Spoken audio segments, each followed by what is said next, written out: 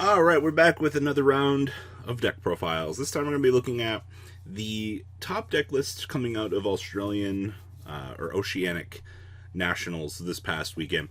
And the first list we're going to be starting with is the top 32 version of Madolche. And this has been highly requested. I know it's been floating around for a couple of days now on the internet, but a good friend of mine actually sent these in and was a super big help with this information. So I do owe a special thanks to Elvis Costello for helping me find a lot of this stuff. And just in general, sharing the information and making it easier and more available to what we could share with the community. So, a couple of things that catch my attention here.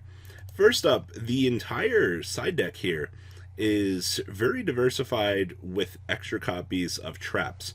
I'm actually kind of surprised to see this many traps in this deck, but that's fine. Also, we've talked about Madolche. This format definitely wants to be more of a going second deck.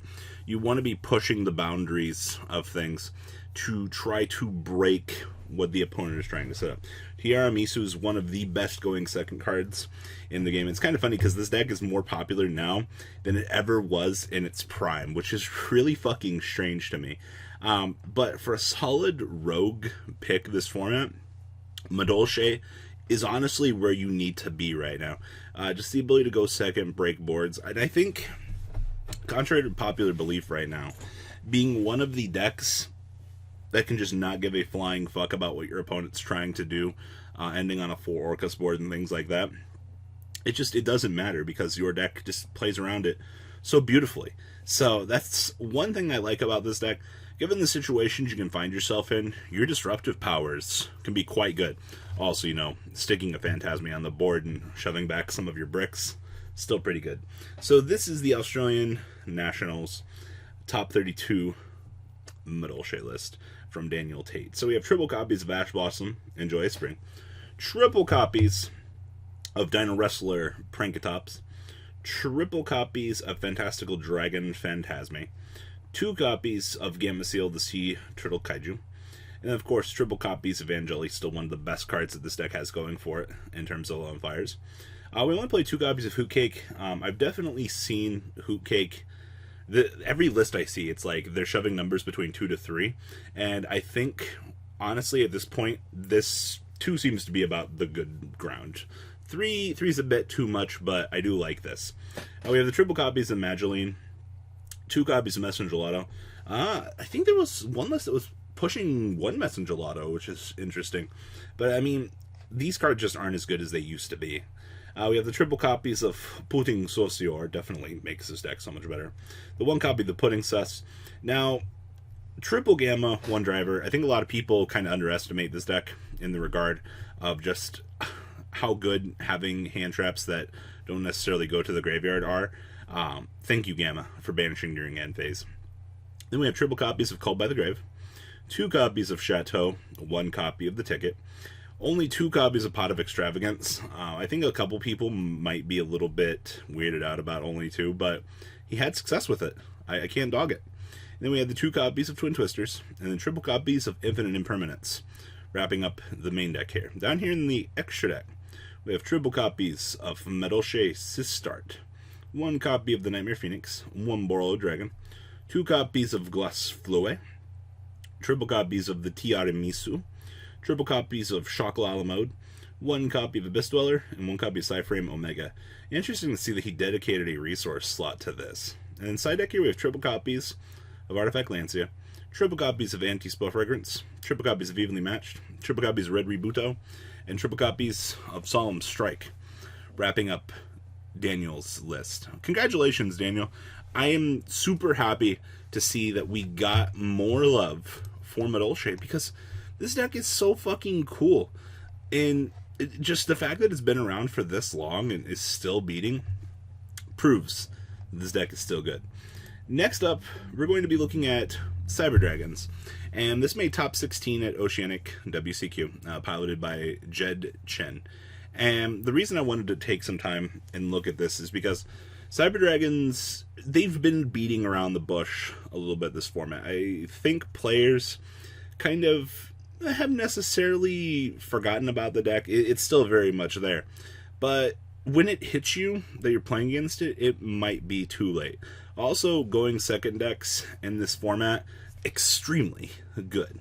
So, we have triple copies of Ash Blossom and Joyous Spring, pretty much a staple. We are now playing the one copy of the Chaos Dragon Lavenir. Now you get the ability to rip other cards or special summon a monster from your graveyard as like a generalized extender. Actually, this is really fucking good. I got hit with this by Sam playing in his Cyber Dragon deck, and it still catches me off guard a little bit to this day. But starting to see more play in Cyber Dragon based decks, it makes sense. Then we have the triple copies of Cyber Dragon. Triple copies of Cyber Dragon Core. Search for that Cyber Spell and Trap card. Triple copies of Hearse. Triple copies of Naxter Daddy. Triple copies of Effect Veiler. Triple copies of Galaxy Soldier. Wasn't there a list a couple weeks back that was only playing 2 Galaxy Soldier in Cyber Dragons? That's a little bit weird. Then we have 2 copies of Ghost Ogre and Snow Rabbit. Spells, we have 2 copies of Called by the Grave. Triple copies of Cyber Emergency. 1 copy of Cyber Repair Plant. 1 copy of Cyber Rib System. 1 Foolish Brill. Triple copies of Special Summon some Cyber Dragons from my deck. 2 copies of Overload Fusion. 1 copy of Cybernetic Overflow. And triple copies of Evenly Matched for this deck. Hey, well, you know what's better than a going second deck? A going second deck with Evenly Matched in it to disrupt the opponent even further.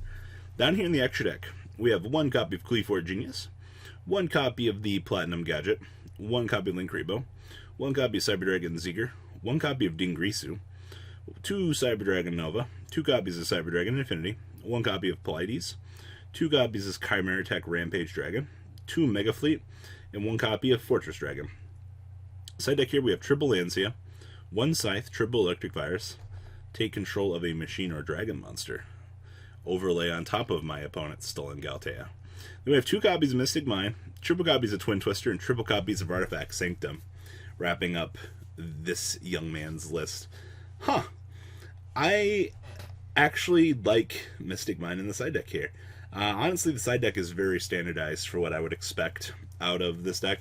I do like seeing Lavenir in more of these builds, and I do think, for the most part, yeah, Cyber Dragons could find success at our WCQ, and I look forward to seeing that, actually. And the last list we actually have here is from Elvis himself. He actually ended up making top cut at his Australian Nationals and did fantastic with this deck. Now, it is very standardized for what we are looking at, but Mass Change 2 with Dark Law in Orcust. I don't know if this has become more of a thing as of late. Haven't really paid attention to my tech updates all that much with Orcust. But a Mass Change 2 into Dark Law after you full combo your opponent seems really cheesy, and I like that.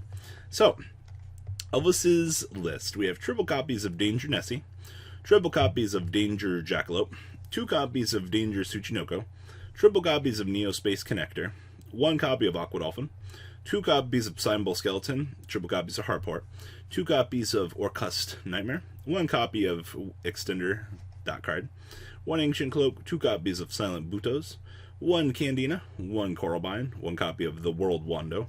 Spells, we have triple Called by the Grave, 2 copies of Mass Change 2 to make Dark Law, 1 copy of Orchestrated Babel, 1 Orchestrated Return, 1 Rhoda, 2 copies of Terraforming, triple copies of Light Stage, triple copies of Terraforming. And then we have 1 Crescenado, 2 Fogblade, and 1 copy of Shade Brigadane, wrapping up ye old main deck here.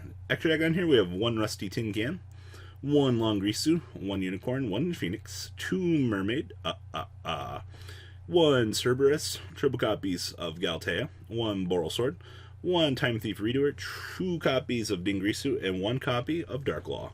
Side deck here, we have triple copies of Lancia, triple Prankatops, 2 Gadarla, 1 Kumamungus, triple Mind Control, and triple copies of Anti-Spell Fragrance. Wrapping this up, I really do like this Mass Change tech. Huh. This has to have been a thing for a little while, and I just haven't noticed it until this point. Also, I'm glad to see that Neospatian Connector is back at it again. I know a lot of people were kind of on the fence about that for a little while, but just in terms of numbers and representation and things like that, this deck is still very much beating alive, and it's pretty crazy just to see how much combo ability you can actually do with Orcust. So congratulations to all three of you. Once again, thanks Elvis for submitting your list. Thank you for also sending me the other information as well. Guys, please leave a comment down below. Tell me what you guys think. And well, guys, the ride never, well, truly ends. Thank you, patrons. Without you guys, I don't know what I'd be wearing in these videos. I might be a truffle shuffle incident all over again. Guys, please also check out Vanquil40 for some awesome Vanguard content. Some other interesting stuff you might find up here on the left or in the description as well. Thanks for watching.